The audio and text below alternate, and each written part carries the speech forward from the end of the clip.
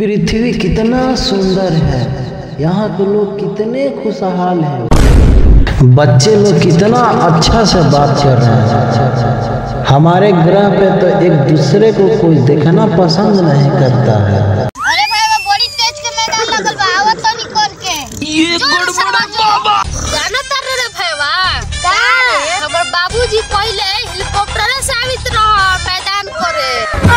Oh shit हमार बाबूजी तो आवत रह थार से मैदान करे।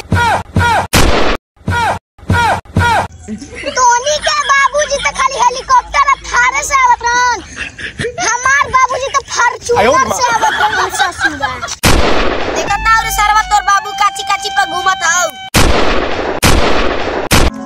सब सरवा के तो सुन ले ली हौ। सरवा सोना के पानी से क्या गाड़ धोता।